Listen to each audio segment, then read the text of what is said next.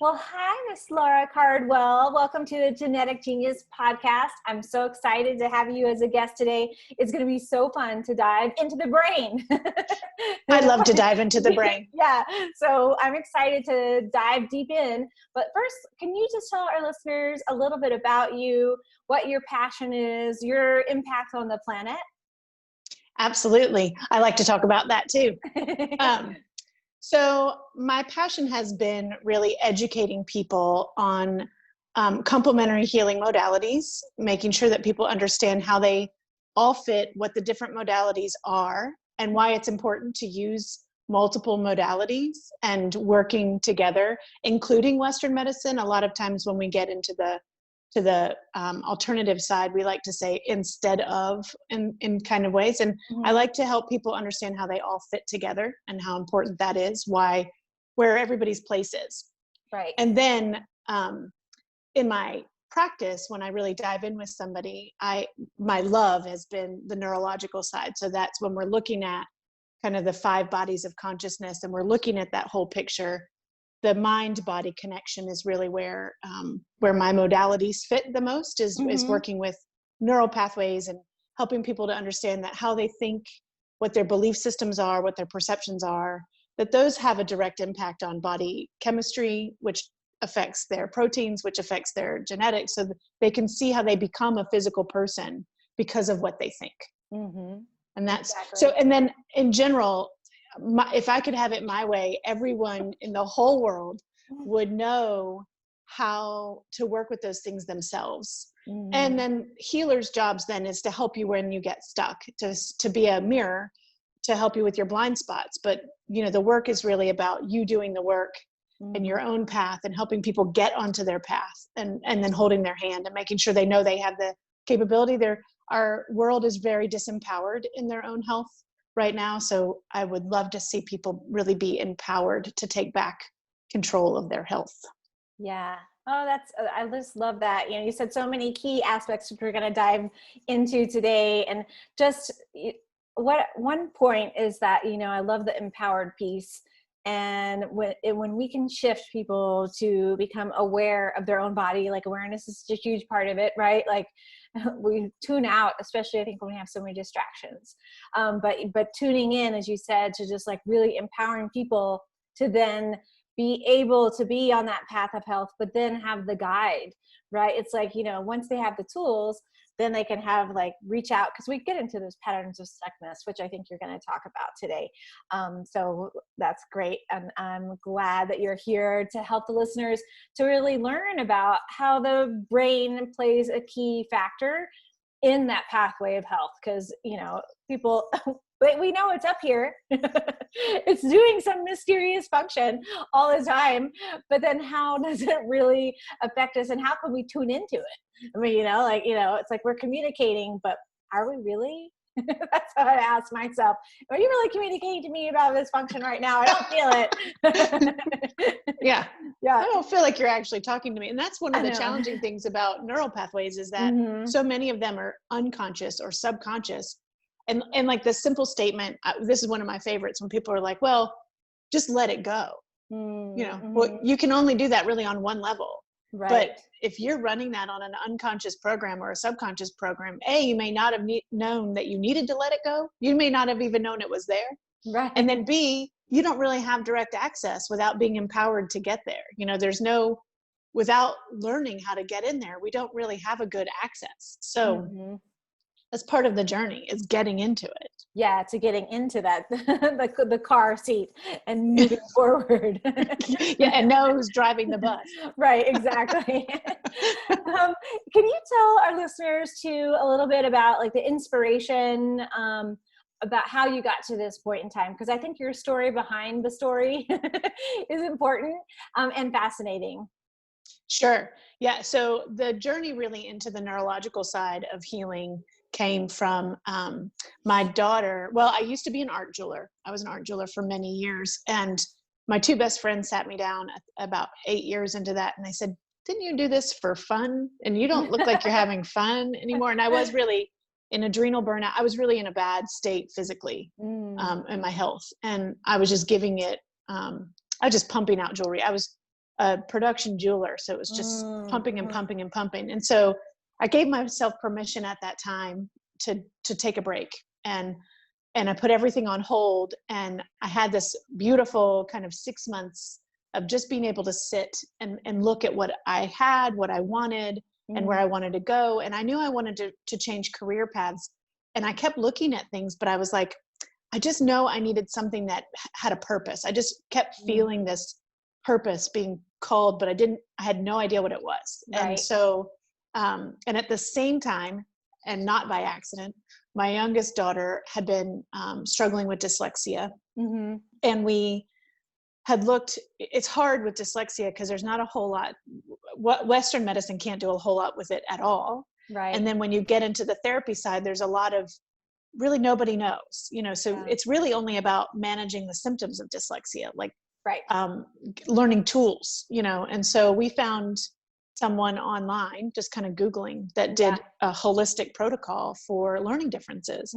And we took her in, and within a few minutes, he nailed her, and he was like, she's all these things. And we were like, she's all of those things. How do you even know, like, right. How's how that did possible? you even know that? Yeah. And we filled out a simple checklist. It wasn't like we had told him her whole history, and my goal at the time was not, I didn't care whether or not she ever could read. I mean, I cared whether or not she could read. Right. But at 7 years old, she was already calling herself stupid.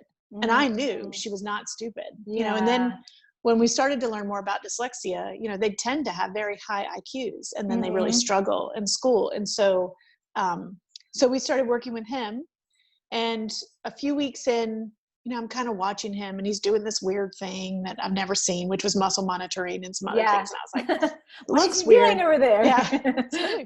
And I wanted to ask more questions, but he clearly was concentrating, working with her. So I didn't want to no distractions. What are you doing now? Yeah. Yeah.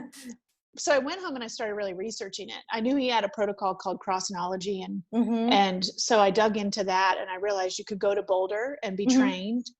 And it was like everything kind of clicked into place. And I talked to my husband about it, and I said, I actually think I really want to do this, and I went back to Wes, who was the practitioner, and I said, Wes, I think I really want to train in this modality, and I want to move in this field, but I don't want to step on your feet. And I don't want to, if it's going to step on your feet, I don't want to do that. But I feel like we need a lot of us doing this, there's just too many people, because that protocol was for ADD, ADHD, and learning differences, and helped some with anxiety and depression. And so he said to me at that time, he said, great, I'm going to sell you the company. I'm moving to Florida. I've just been waiting for you to say that. And so clearly he'd been guided. He knew, he was ready. He was just waiting for me to put all the pieces together. Nice. And so luckily for me, I got to train with him for a few months. I went out and I did the training in Boulder, and then he mentored me for a couple months, and I stepped right into it, and I've been on my way ever since.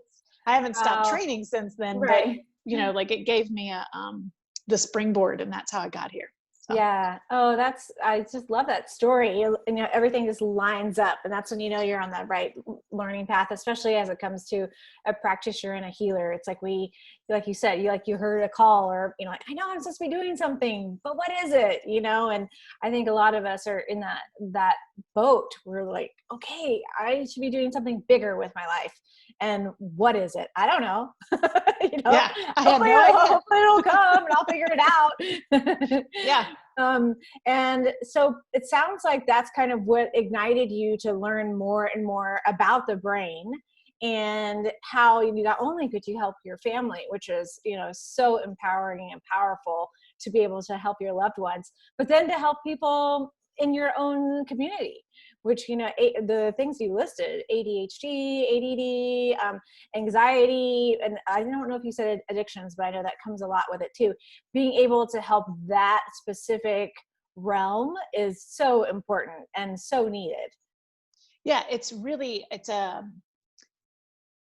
kind of a side, like there's so many people that fall in it, and there's just not really great modalities to help with it, and everybody's kind of trying to do a little something, but for a long time, it was pretty misunderstood. I mean, we were just really in recent history, even acknowledging that they exist. Right. And still today, teachers don't really know how to teach to those particular types of problems. And now it's not even it is kind of the new normal. Like most of the kids in the classroom have ADD, have dyslexia, like they have these learning challenges.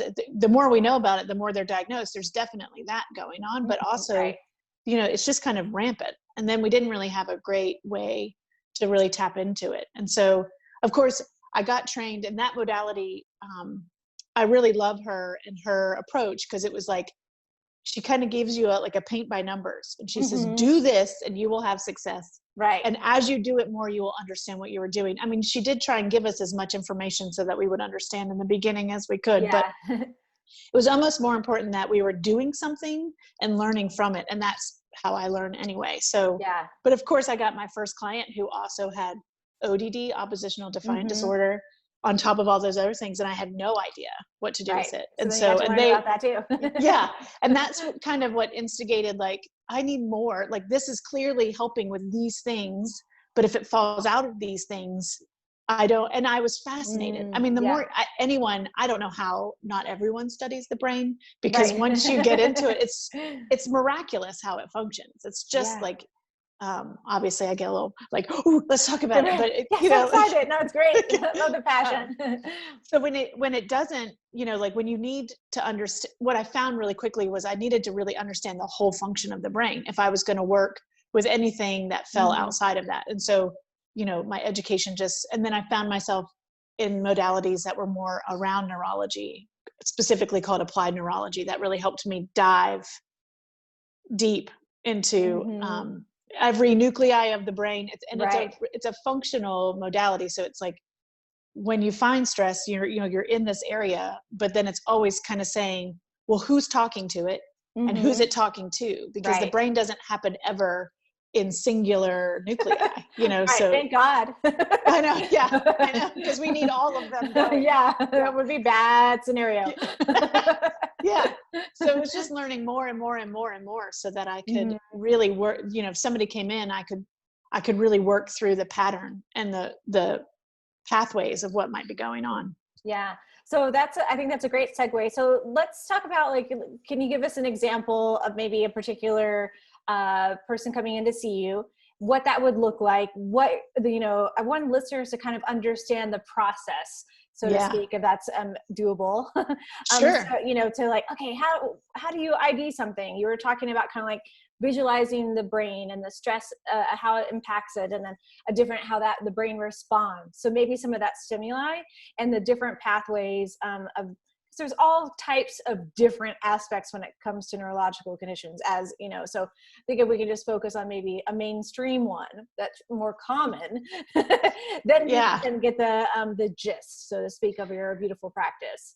I think probably then the best one to focus on is anxiety, because almost everyone in the world has experienced especially right now, right? So, and there is a low level collective unconscious anxiety that's running in the background of all of our lives right now. So currently in my practice, I'm an integrative. So technically I'm a quantum integrative wellness practitioner. And what that means is that I'm pulling from lots of modalities when someone comes in. So it used to be, I practiced really strictly kind of that cross-enology, ADD, ADHD, it was pretty narrow. But now I'm currently getting my doctorate from Quantum University, which is training quantum doctors. And the idea there is that you have you're partnering with naturopathic doctors and Chinese medicine doctors, and you have the tools, all of the other tools, all of the energy tools that they need. And that you also are trained to understand what your naturopath says when they talk to you, so that you, and so I partner quite a lot with naturopathic and functional medicine. That tends to be, so that's usually the funnel where I get a client. And then from there, I use a quantum biofeedback machine called the Genius. So biofeedback is just for the listeners, biofeedback is like a thermometer, right? Like you put the Mm-hmm. thermometer in, it read something about your body. It gave you a physical indicator of what's going on. Right. And then you can adjust your behavior. Mm-hmm. And so we use biofeedback all the time, like heart rate Yeah. variability and Right. everything we do on our Fitbit is exactly. biofeedback. Yeah. So from a quantum biofeedback perspective, we're doing the same thing, only we're looking at the energy field and Mm. not necessarily at the physical body. Right. And then when we're looking at the energy field, we're kind of looking at the whole picture. So Yeah. from a quantum perspective, when we look at a human, Mm-hmm. we're looking at what we would call the 5 bodies of consciousness. So right. one, that there is the global one energy of the cosmos that we call consciousnness. And then from there, we start to become physical. Mm-hmm. And it kind of comes from the supramental level, which is like our personality traits, our Enneagram, our astrology charts, our societal beliefs, and our familial beliefs. Mm-hmm. And then that filters into how our mind functions, because they create all the filters that how the mind is patterned. Our massive filter. Right. And then from there, it moves down into the vital body, which is the energy structures. So Rupert Sheldrake's morphogenetic blueprint, but it's also all of the chakras and the meridians and the nadis, all of that. Yeah. And then that becomes, you download from that vital body, you download the physical. And now you're finally a physical form, all of it being energy, right? So when someone comes in the door and we are going to look at that quantum biofeedback, it's kind of reading that whole energy field. The whole thing. And it's telling me what's going on in the mind pathways. It tells me what's going on in the body pathways. It tells me what's going on in the meridians and the chakras. So it gives me this really big picture of what's in and out of balance. And what we say is in and out of balance is basically, because we're all energy, that means that we're all just these little atoms bouncing around in space, and those electrons are popping in and out. They create movement, and that movement creates a wave. That wave we measure in frequency. So we would call that, we're looking at frequencies that are in and out of balance. And so what we want to see is all those frequencies in cohesion, working together. But often we have frequencies that are not working together and that they're disruptive. So what we know is, like, when waves hit each other, they interrupt each other. They often create a new wave that has a whole new pattern that can be very disruptive in a very wide way, right? Yeah. So when someone comes in to see me, then I'm going to do quite a bit of paperwork, and figure out I'm a Dr. Amen brain health coach, trained coach. And so I use his paperwork because it's awesome, because he has done all these spec scans. And so I get basically a brain scan using paperwork. And so I've got this brain scan, and then I've got this body scan using the quantum biofeedback. And from there, we start looking at where the biggest stress is. So I forgot to mention that my modalities are mostly based in muscle monitoring, which is based in muscle testing, and applied kinesiology. So that's the idea that our bodies are constantly in response to our environment. The muscles are locking and unlocking, and we can tap into that unconscious control. We all know that feeling of tensing up and waiting to figure out what that sound was. What was that? Relaxing. What was that? Or the sense of stress makes your shoulders touch your touch your earlobes. Totally. That's so we're kind of tapping into that unconscious control of the muscle, and we're identifying, using the muscle and how it reacts. We can identify stress and where it is. And so when we're looking at anxiety, for example, we're going to start in the gut and the brain came from the same neural tube, as you know. Yes, right. And so we have to start in the gut. It's the most important place. Yeah. And also from an anxiety perspective, it's tied directly. It has a direct communication without necessarily going all the way through the vagus nerve and up to the brain to what we call the HPA axis, or the hypothalamic pituitary adrenal axis. So when it has that direct energetic connection, then that's running your adrenal. That's your fight or flight response. So it's you have to work with the gut and the adrenals, kind of calming them down first. Exactly. And we do that by finding where the stress is in the body. Maybe it's a particular part of the microbiome. Maybe it's a particular something going on in the small intestine. Maybe it's a bacterial overgrowth, or maybe it's actually an imbalance in the root chakra, which the root chakra ties directly to the adrenal gland. So kind of figuring out where the stress started and then working our way. So, at every place we're muscle monitoring. Okay, so we need to start in the microbiome. Right. And maybe we need to start in the microbiome because of heavy metals. So we might Right. need to, so immediately we're like working with a naturopath or a functional medicine doctor and saying, hey, we've got a heavy metal imbalance, you know, and Right. we need to look at that. That's not mine. I'm not a doctor. So, you know, like I make sure they're getting that support. Right. But I'm going to balance it energetically, because if they don't get it out of their energetic field as well, they'll re-download it, because at some point they kind of Circulates. uploaded it. Yeah. Yeah. And then we just keep checking, and we start working our way up from the gut into the brainstem. Especially with anxiety, we're going to go straight into what we call the reticular activating system.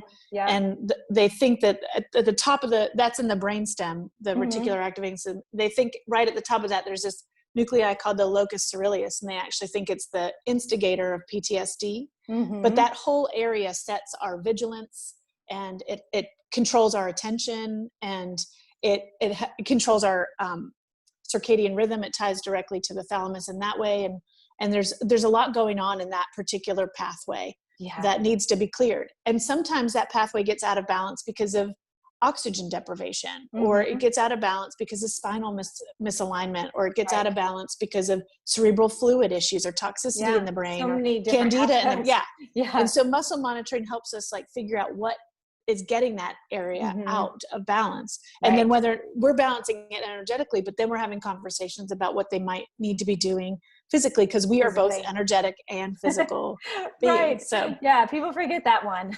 right now, like I tend to see, I see a lot of clients who want to just stay in the energetic realm and heal it from that. And it's so important that they do heal it on all the levels. But from a quantum perspective, when we collapse an illness or something like anxiety, we collapse it on all those levels, and we have to clear it on all those levels. You can't just focus on the mind-body connection. I mean, it will help, but you need to look at like the whole picture. So, and so then we just keep picking away at the nuclei that are involved in all those pathways, because you know, from there it kind of branches out until eventually we're up to, and then we eventually get up to the part of the brain that we know, that we hear talking to us all the time. You know, it's kind of it's the symptom of what's going on in all the rest of that process. And so, you know, we work together through all of that talking, you know, we're clearing energy pathways. We're looking at meridians. We're looking at chakras. We're looking at neural pathways, like the neural pathway of anxiety. That there is the HPA side of that. That's the endocrine side, but there's also a neural pathway. That's the vagus nerve, which is involved in just about everything. And it disrupts our digestion, you know? So it's like this big, you know, like, so you're just so connected. It's everything's connected. And it's, you know, I tell people, I don't know why I'm working with your little toe, but it is connected, you know, in some kind of way. Like, so that's kind of how we would, you know, kind of journey through the path, and keep narrowing it down and making a plan for that person. And then all the time we're also coaching on like lifestyle changes that need to be going with, you know, in order for you to get well, especially anxiety, you have to be able to manage your mind, you know, like, and so such a key factor is, you know, there's so many different lifestyle things we can do and shift that affect our anxiety. And so, and it also, anxiety has so many different, like, you know, I don't, not like a monster, but the way it like roars its head, right? Because like you were saying, like some people can feel anxiety in their gut. Some people can feel anxiety in their musculoskeletal system. Some people can feel anxiety in their thyroid. I mean, you know, like it's like, I feel like anxiety is such a different, I don't know, almost like that beast, you know, it's like, and knowing then how it's affecting us, which it sounds like from your perspective, really, those are those keys come in. It's like, how is this affecting you? Like you said, it could be affecting your little toe. It totally can, you know? And so when you have that piece of information where it's showing how it's affecting the body, it's so key. And it's like you said, it's all about that kind of like that root. It's not just coming from one particular place. It's coming from all over, because it's our neurological system doesn't just run on one pathway. It's like so multifaceted. Right? I know, overload. It would shut down all the time. It does shut down too, you know, unfortunately. But that's when people seek out practitioners, where you know, you need that, like you said, that guide to help have that bigger picture or view of what's going on in the system.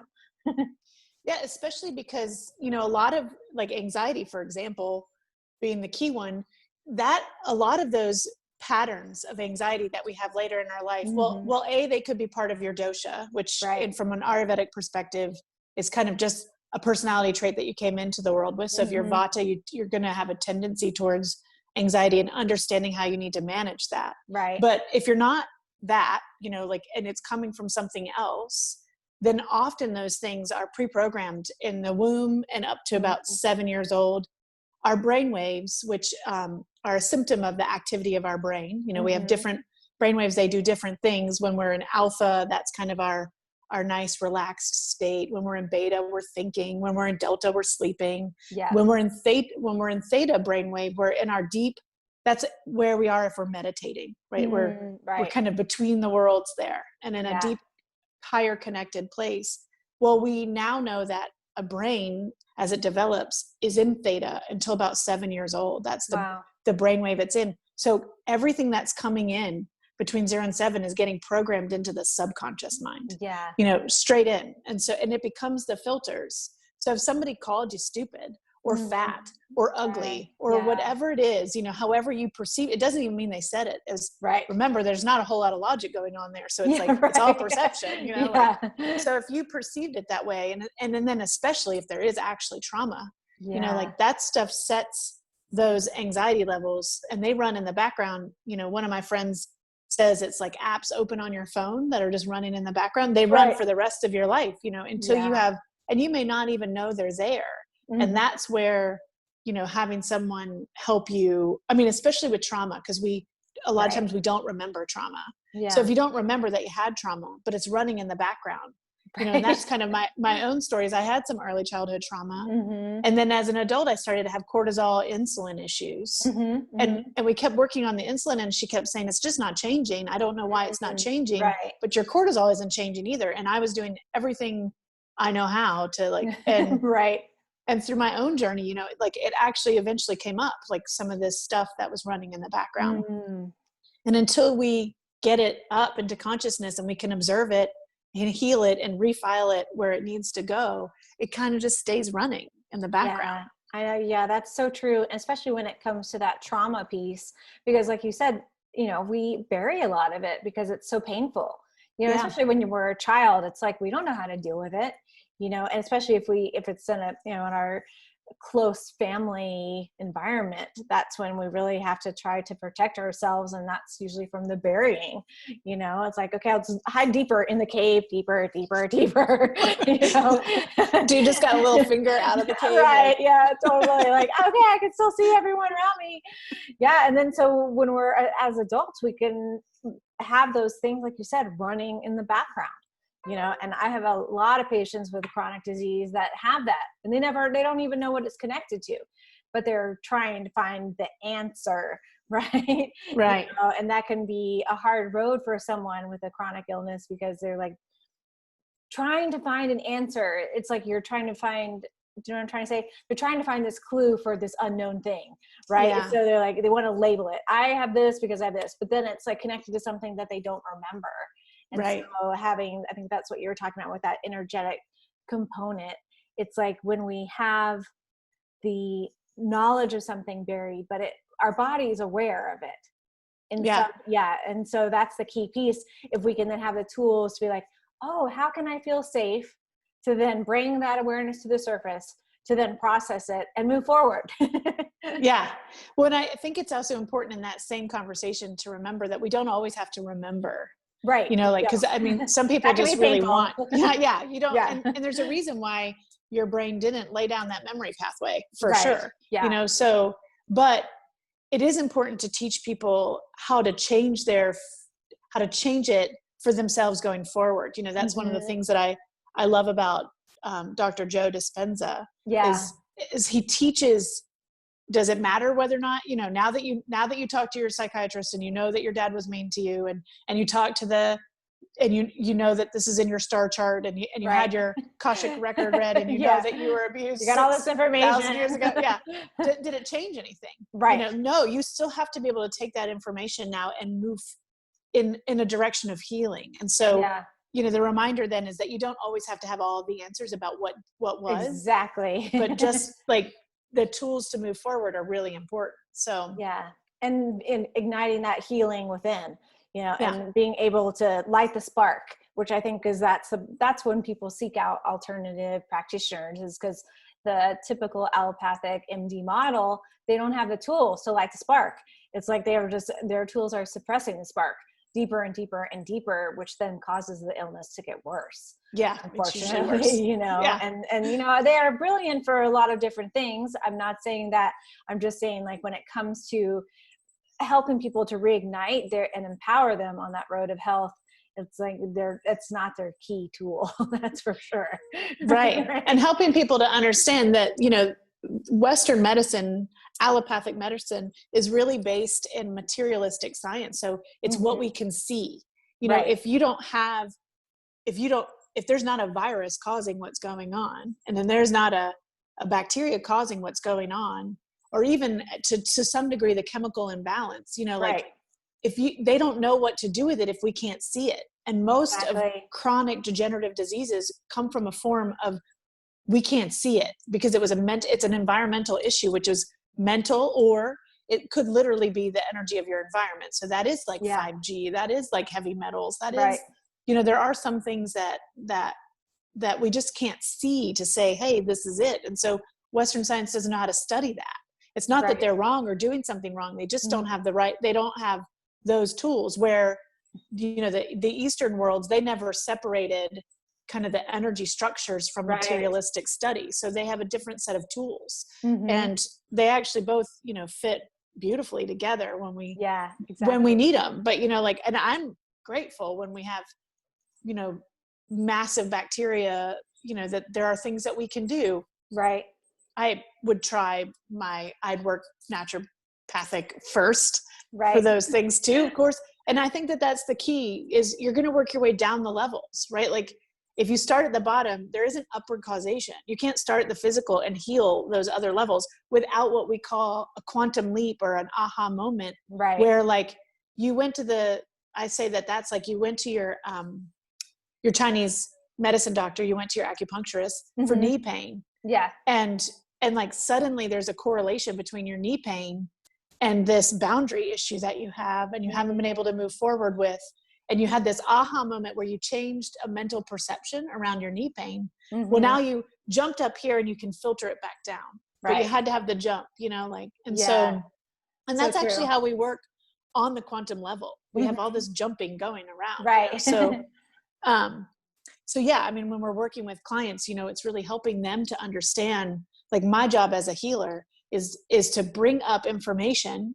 If I'm working, let's say, with anxiety, and I'm working with the root chakra, I might be working with the archetypes of the root chakra. And I might be talking about, like, where have you felt like a victim in your life that you feel disempowered by? And, like, when they have the aha moment, when you just say a few things, like, what does this, not like, hey, this is wrong with you, but like, hey, what would the word anger mean to you, as it relates to this issue? Right. And then they're suddenly like, oh my gosh, I've been angry with my brother since I was 12. And, like, they made this huge leap, and now they're going to have a downward causation where things are going to change because they have a change in their mental, or even supramental, especially anxiety. When we get into that supramental level, like, right now there's an unconscious belief system around anxiety, like, we're tapped into what's going on globally and the global fear around it, and so we can't, that's happening at the supramental level, and it's cascading. Like, right now, I have found that a ton of my clients have candida, like, their candida is really, I mean, 50% of the country has candida anyway. I mean, candida is natural, but, like, having a flare up of it, but it's extra right now because of that HPA microbiome issue. Like, exactly. It's just, there's some things that we can see that happen in a pattern to groups of people that we're like, oh, right. Like, that's the unconscious part of it that we, at the collective level, that we really also are just now beginning how to work with. And that's kind of where my research is for my doctorate, is in that group healing level and working on that big level, so that we can cascade from there. You know, like, which, we all have to do our individual work, but wouldn't it be amazing if we could really start clearing it for humanity? Yeah. And not just for me. Right. so. Yeah, that's a great segue because I wanted to talk to you about that. So it's perfect timing anyway. Okay, so let's talk about group healing. I thought you were talking about a couple of different things in what you were just talking about. So I want to make sure we hit those. So one, I want to talk about like the global impact on health. And then two, the group healing. I think those are, because they're connected, but they're also like, I want us to be able to break those down a little bit. So let's talk about the group healing first, because I think then that will segue into a more of a global aspect. So let's talk about first kind of the differences you've seen in someone working with you as a single entity, right? Like a single person coming to you for a visit, and then what that looks like in a group setting, like how many people would be in that group, for instance, and then what you've seen in the function and the change in that and the healing, the aspects, the greater, quantum aspects of healing, that, as you say, and then how that can translate also as I know this is a lot of questions, but I just want to get it out. And then also, I'm holding them. Yeah, I'll remember them. And then also as a practitioner, like, how you then, when you're working with a group of people, because as a practitioner, we always heal when we're working with an individual. But what's the difference then on that aspect of group healing and practitioner healing? Okay. Yeah. I think I've got all of them. So let's start with just like the working with a group. Yeah. So I had found that I kind of stumbled across it one day, this sense of like, well, it actually started with reading some of Lynn McTaggart's work. And she is a researcher that has researched intention, like bringing a group together and focusing on a single intention and seeing what you can do with that.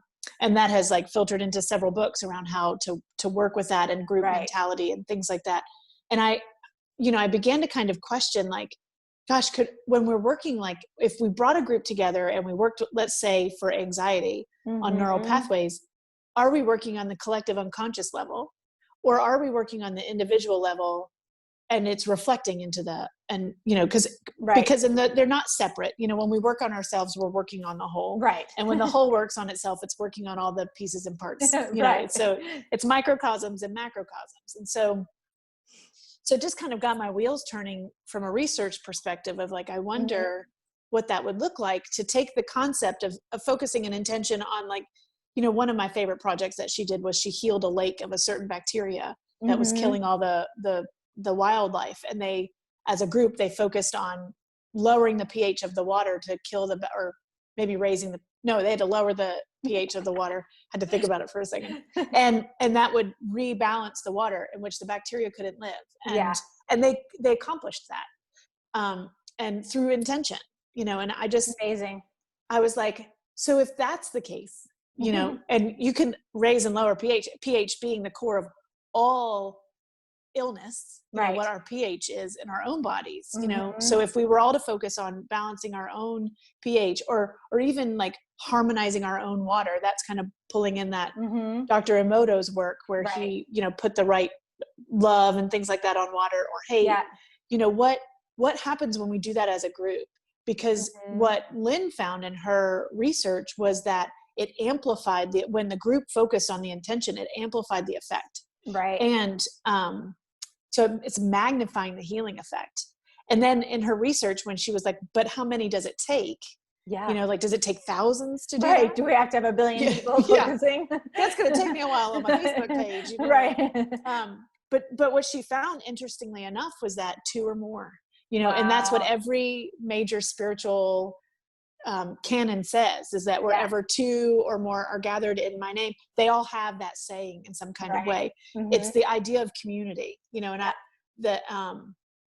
and bringing, and this is not new. I mean, that's, pagans were doing that. The Native Americans were doing that. Ancient China, like the idea of coming together and healing over someone. Yeah, exactly. It's like every other culture but ours has done it for, like, what's up with that? I know. I'm like, wait a minute. How do we get so separatist? So it's like, so then I just really like got curious about what kind of impact would it be if I started bringing groups together and doing the same thing I would have done with you individually, but now we're doing it as a group, and what kind of themes show up. And what I have found to be the case is that we're both, there's the twofold, just like the microcosm and the macrocosm. Yeah.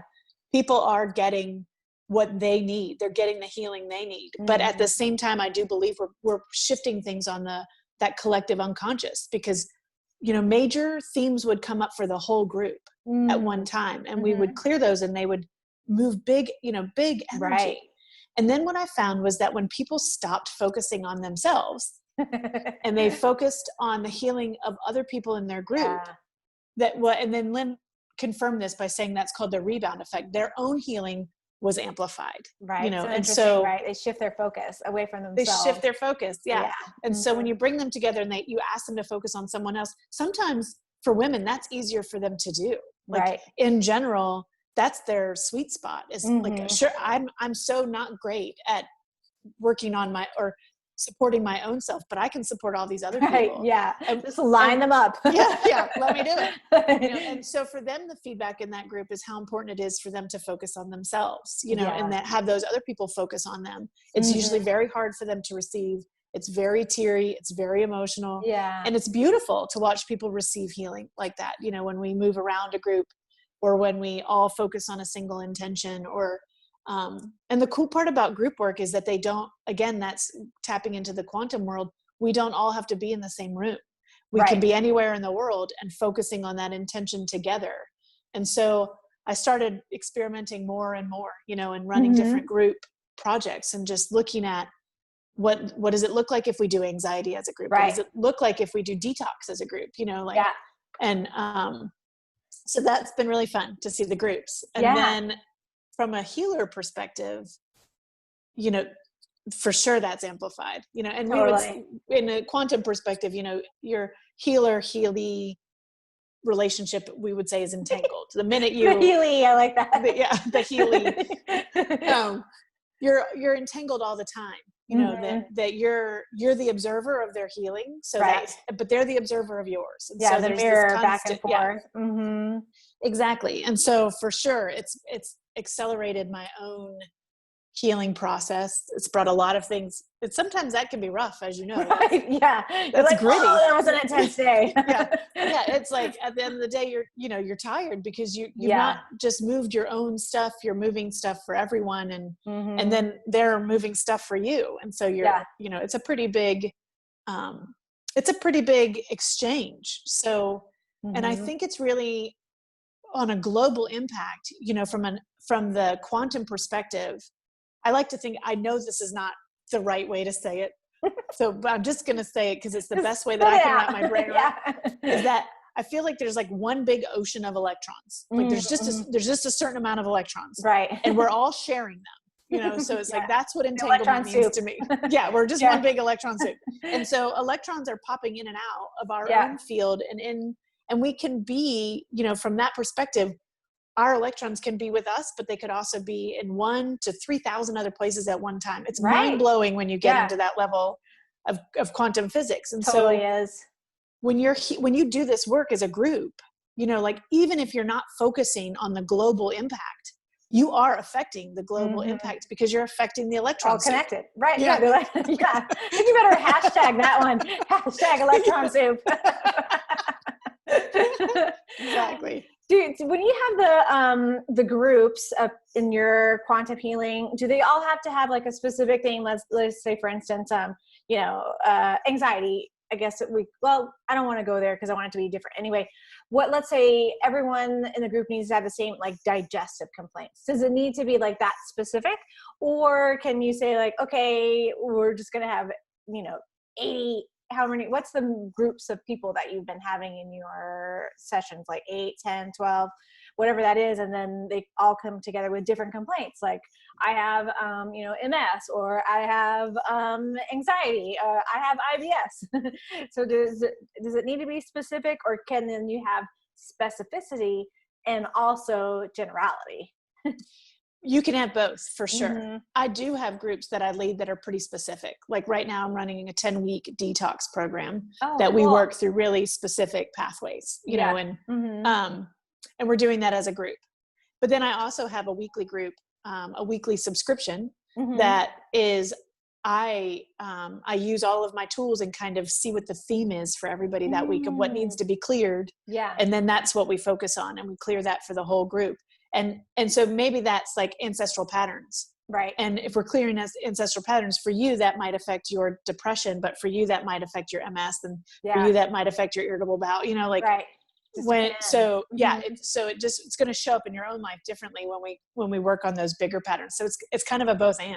Yeah, which is great. I think for our listeners to really understand that, that's why I wanted to bring that up, because it's like, you don't have to have that, some people feel like they have to have the relationship with the other person who is experiencing the exact same thing to be able to have the healing take place. It's like they don't feel that they can relate to the person without that connection. And I think that's like one of the shifts that you're talking about. And also the next shift to our like quantum and global healing is then to be, you don't have to relate to the person to understand on that physical, emotional, psycho-spiritual level of healing, right, that the healing can take place. Yeah, it's so interesting. I think it's probably more our culture than anywhere else, but like, if it's not our label, then that won't work for me. Like, but break that label machine right now. Like, tear it up, burn it, explode it. I know. And I don't know if you know the work of the medical medium, but one of the things that I really love about his approach is that, like, he just says it's a liver issue. And like and then he lists all the things that you may want to have a label for underneath that. Right. Yeah. But it's like, you may not have known that it was liver, right? Like, but you might have just like passed it over, right, whether or not you follow his work or anything. The concept that, MS and skin issues can fall under the same bigger issue, picture. Like that to me is what I like about people bringing that mentality to the forefront of like, you don't have to have this specific label to work in this way. Although we all connect in when we hear the story, right. The That's emotional part of it. story. Yeah. But if somebody tells you their story and they never put their label in, they just said, I was sick, I had, and I felt like this, and then I did this and I felt better, and they never put their label in, then you can connect to that with no matter what's going on for you. Yeah. And I think that's the goal, is for, the delabeling, I feel like, is really important right now. It's just as important right now. Yeah, totally. Yeah. And I work a lot with patients with delabeling, because I think, as you were talking about earlier, the allopathic model has become such a labeler. And when they come to me for care, it's like they're so narrow focused, it's like, I'm like, but you're way more than that. Your body is not just this label. Your mind is not just this label. It's like, if you remove the label, what's left? You. Right. You actually are behind the label. Yeah. So it's like, and I think, and that can be really empowering for the patient to just, be able to feel that, like, someone labeled you. And like you were saying with trauma earlier, from that, to age 7, somebody labeled you with that, but that's not you. It's not who you are. It's not who your experience can be. And then to look beyond that. And that, I think, is like so huge when it comes to all the aspects of quantum healing, like just as you were talking about. Yeah, because that's empowerment, right? You're no longer a victim to the label. Right. And, I do what's called I call it my shield coaching, which is like, you have this shield that you hold in front of you, and it's got all of your itises on it. Right. And you feel protected behind it, right? Like, you've been trained that you had to have all those itises. Exactly. So like, I have this itis and this itis and this itis and this itis, and you just keep putting them on your badge, and then you hold it in front of you and you say, wait, I need you to treat me like this because I have all of these itises. Exactly. Right. Like, and when we have to put the shield down, and that can be really scary because it's a protective place. Right. Like, what do they look like without it? People don't know. People don't know what they look like. Yeah. They've learned to live behind it. And I'm like, look, you exist everywhere else, but like, you're not just behind your shield. Right. You're everywhere, but you're living a life that's contained to being able to hide behind just that shield. Right. And you can keep on going that way. Yeah. It's so restrictive. So restrictive. And and they say, well, how do I put the shield down? And I say, well, with responsibility is the first step. Like right, acknowledging exactly. that you are not a victim to those things and that you have the power to change them Yeah, because you've one been step told at that a you don't. time. Yeah. Yeah. So, and that can be scary. Taking responsibility can sound like blame and shame, and that's Right. not what we mean by Right. responsibility. No, it's a different than that. It's like owning up to it. Not, and that doesn't, not like the blaming yourself, but just being like, hey, look what I did. Oh, I've been labeled this, and now I'm letting it rule my life. It's just like awareness of it, because I think that can be so shifting for a patient to just be like, it's almost like you're stepping out of your own that shield and then taking another view of it from behind yourself or from another perspective, right? And I would love for every patient to be able to do that, to just like step out of their body and just, like look at their body from the different perspective and say, oh my gosh, look how this is ruling my life. And every decision that I make is coming like from, like you said, from that shield or from that itis. It's like, instead, if we could start to shift and look maybe on the other side, what's on the other side of the shield? Could I look over there? Maybe I could just make a decision from that place for a moment. What would that look like? Yeah. I'm just going to start like just a little bit here, left to right. Totally.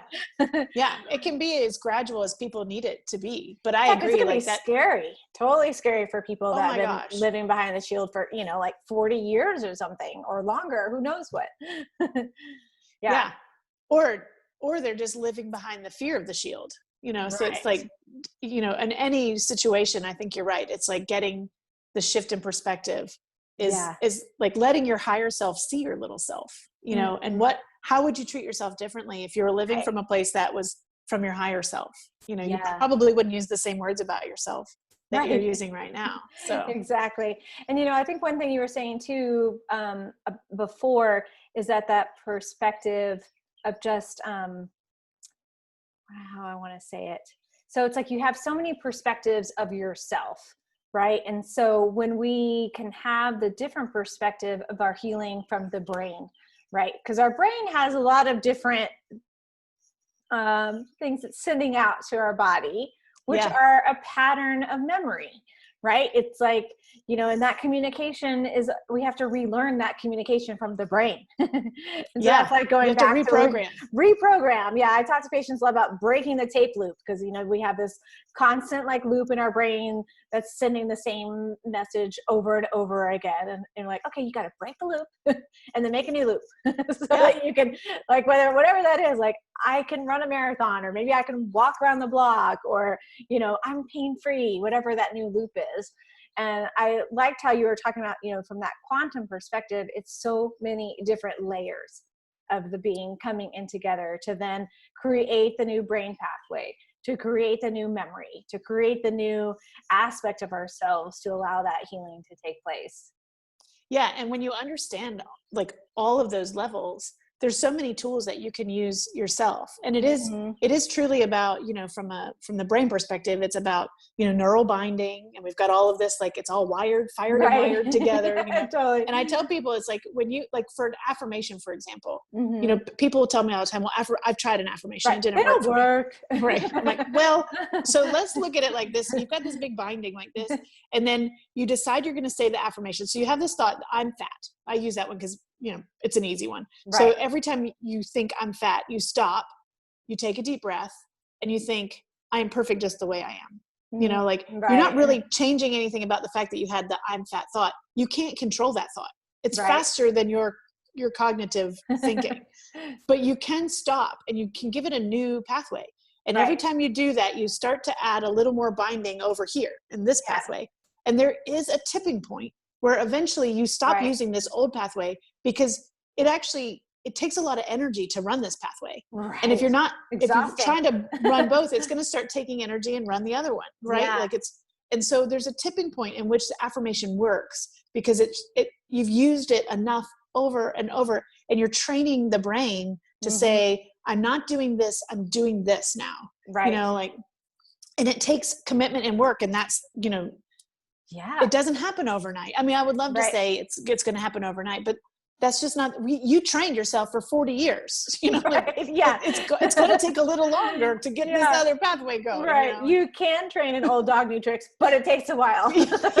Yeah. I mean, there is a place for quantum creativity and spontaneous healing for sure. Yeah. But we have to be ready for that. And there has to be, you know, often those things don't happen until we're at rock bottom, because we have so many other tricks and trades ready to check ourselves and pull ourselves back. So the old thought patterns. Yeah.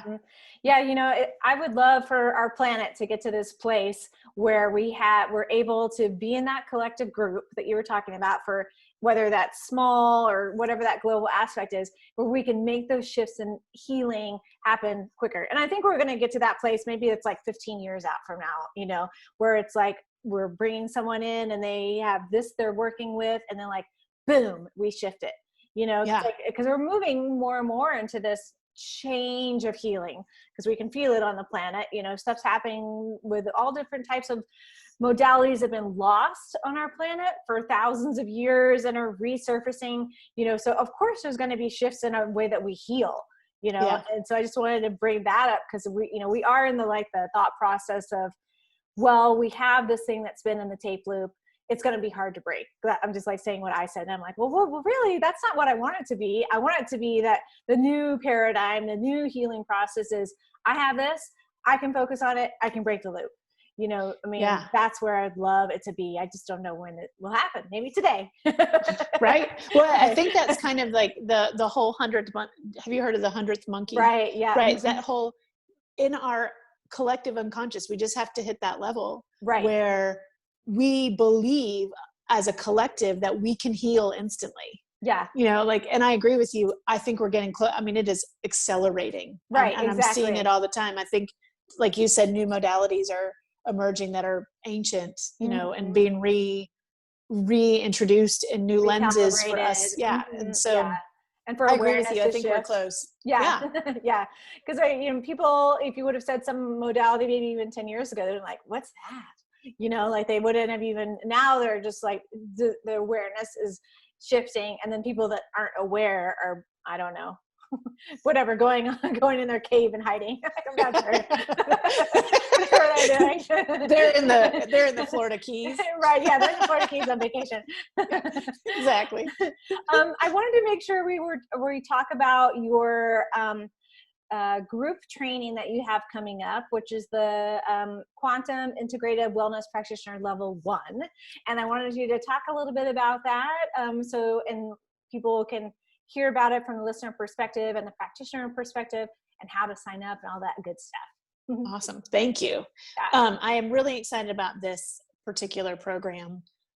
It's interesting in the world of our own healing, right? Like I've been waiting for somebody to give me permission. People have been asking for years for me to train them. And I'm like, well, you know, this person has to teach you this mode. In the world of energetic kinesiology, it's copyright, you know, like, and so, and I don't want to step on anybody's toes. So, you know, I'm kind of like, I've been coaching people into like getting them into classes, but the hard part about it is this is a modality that really is big in like Australia and Japan, and it's very hard to get the classes here. So this particular training came out of the need to kind of respond to all of these people that kept asking me to train. And so, like, okay, I can do this. Yeah. Well, and it's funny because, you know, my own journey was like, well, I don't have permission to teach anybody anything, you know, like, so my own healing journey has been to like, even just give myself permission to say, I do know things that I could teach other people and they could be doing, and I do it all the time with them one-on-one. Why wouldn't I do it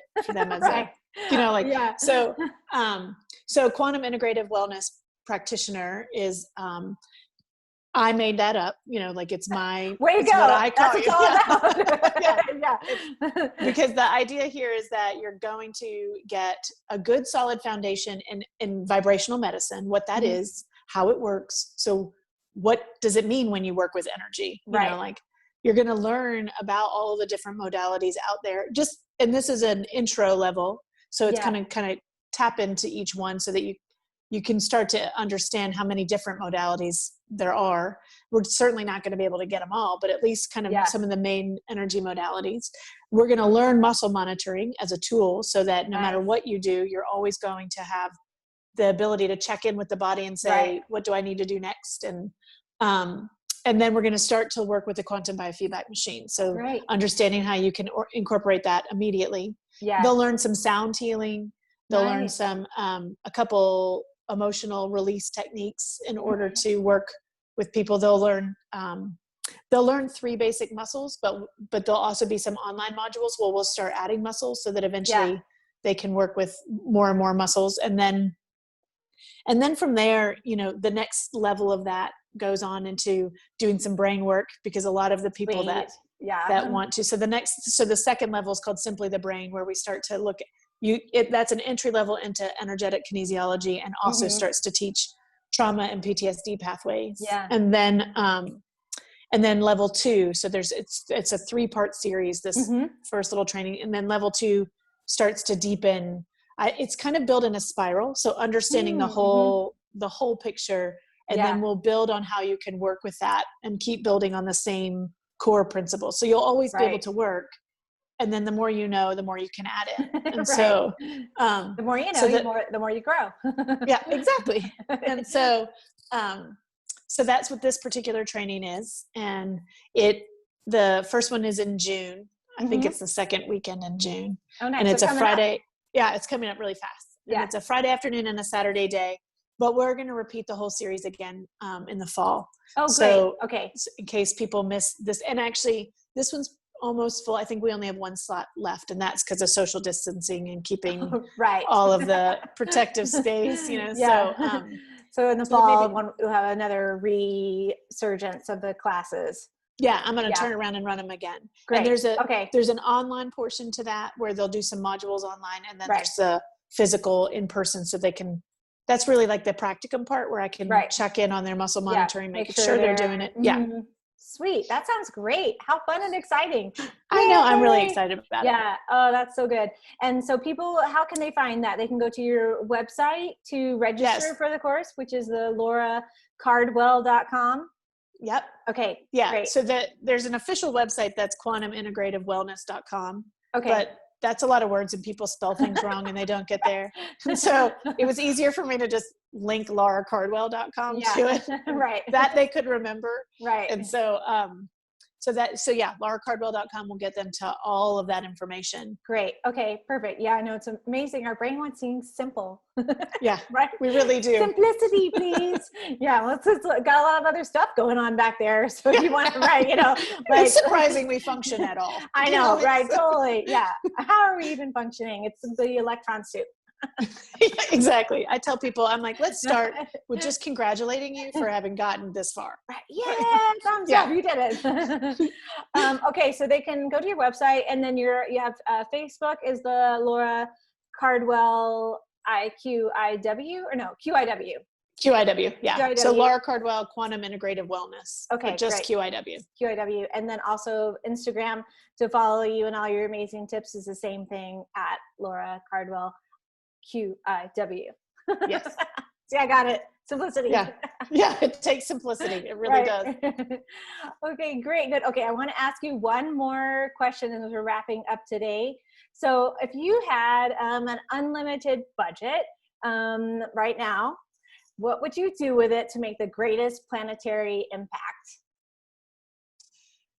If I had an unlimited budget right now, I would teach people how to do group work, immediately teaching people how to come together and heal huge, massive groups of people, the tools they need to handle it, because when you're working with a group, you need to be able to handle it. But I think that if I could take that money and have a huge outreach in empowering people to heal themselves, and one of the ways is to do that is to work on yourself as an individual, right? And have all the tools you need for that, but also to be able to feel the impact of coming together as groups and doing that. That's what I would do with that. I think that I would get as many people helping each other as I could. There may be other things that I might do with that too, but it feels like, when I talk about like the thing that lights me up the most, is teaching and the community of the group work, that's really, I get a little teary about when I think about the impact that we could have if we were really focused on helping each other, like Right. really focused Yeah. on healing each other, and what that the implications of the ripple effect of that could be in our whole universe. You know, I like know. Yeah, it's amazing. yeah. Yeah, and it's totally doable. That's, you don't need to have an unlimited budget, I don't think, for. I think, you can. I'll grant it to you. But I think that is a easily doable. And it's funny, I love to talk to people about this aspect, because it's like that. Usually when they say, like, I have an unlimited budget, I do this. And I'm like, well, you could totally do that. Right. Actually, you don't need much of a budget at all. The internet already exists. Like it's just getting like, people. I would like to go to Mars for vacation. I mean, maybe, that's a little harder. Yeah, that one would be a little bit harder. Although Yeah. I think we could eventually get to the place where we can go to Mars Right. in our alternate reality. Yes. And that's free. I don't think that's going to be too far off too. I think it will happen. No. Oh no. Yeah. Yeah. Well, thank you, Laura. It's been so great to have you as a guest today on the show. And I just was thrilled for all the information that you gave to our listeners. And thanks again. Thank you so much for all that you're doing, and all of the things that I know you're doing, but also this podcast. You are just such a joy and a light in this world. And thank you for doing what you're doing. Thank you. That's amazing. Thank you so much. Mm-hmm.